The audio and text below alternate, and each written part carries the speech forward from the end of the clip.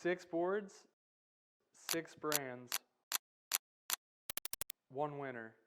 I'm on a mission to find the best high-performance daily driver. Welcome to the first episode of the Best High-Performance Daily Driver Shootout. On this episode, we have the JS Xero Gravity, the Pyzel Phantom, and the Sharp Eye Inferno 72. 2 of these boards are getting eliminated and going home. 1 will go straight to the final to face off against the winner of episode 2. I'm your host and test pilot, James Margettis. I'm 5'11 and 175 to 190 pounds. All 3 of these boards in this round are all 5'11s. In comparing them, they're all very similar. They have similar outline, similar rocker line, similar concaves. The volume, however, ranges from 29.3 liters to 31 liters. The first board we're going to dive into today is the JS Xero Gravity. This is in JS's CarboTune technology, which is a EPS blank with a full carbon wrap. The dimensions of the Xero Gravity we have are 5'11", 19.5, 2 7/16, coming in at 30.2 liters. The first feelings I have on the JS Xero Gravity is it's super fast board, really fun. This one is the roundtail. It's the first roundtail shortboard I've had in a while. The first fins that we rode in it are the AM raked large fins. And just to get a different feeling, we then switched to the Felipe Toledo air cores, FCS2s. The JS Xero Gravity is super fast, super responsive. And then adding the Felipe air core fins into it just opened up a whole nother realm that I wasn't used to. Really loose, but also had hold when you needed it to. It kind of felt like you could go wherever you wanted to on the wave. You could push it as hard as you wanted. There's a Xero Fusion that caters more towards smaller flat face waves. The Xero Gravity even excelled in those conditions around here. We weren't gifted with great surf for round 1, and the Xero Gravity held its own in the smallest of the conditions we surfed it, as well as in the upper end.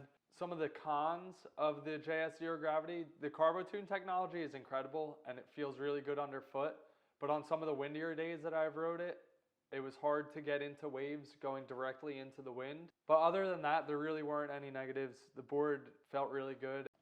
The next board we're going to talk about is the Pyzel Phantom. The Phantom that I have is in just a regular PU-PE construction thruster setup squash tail. This one also is a 5'11", coming in at 5'11", 19.75 by 2.5 and 31 liters. This one had the most volume out of the 3 boards. The first fins I threw in it were the John Florence Scimitars. I thought less than ideal conditions, a Pyzel, kind of in John's Ghost lineup. Right away, first day that we rode it, opening round of this shootout, the waves were not that great. There was a lot of flat sections. The board definitely had its moments for sure. I probably did some of the best turns of the opening round on that board, but 1 turn and then nothing after. It was really hard to combo. It got stuck in the flat sections of the wave, and on the smaller waves, it felt like I lost a lot of drive off the bottom and couldn't really complete a maneuver off the top. I think that the Gremlin would have been better suited for these conditions that we had for opening round, but the Gremlin is more of a hybrid / groveler type shape.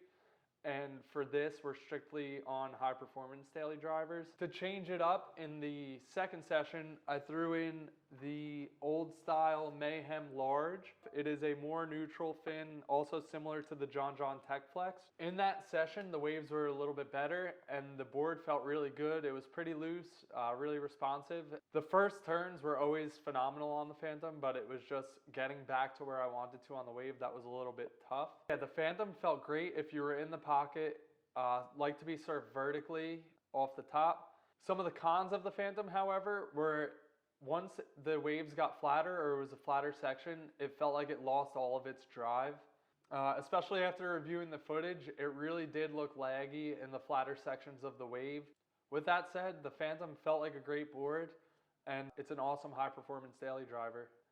The last board we're going to talk about on this episode is the Sharp Eye Inferno 72.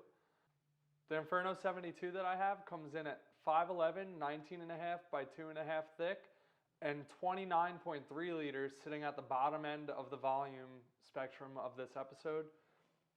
This is my first experience on a Sharp Eye. I mean, Sharp Eyes have been around our area for quite some time, but for some reason I've just never gotten on one.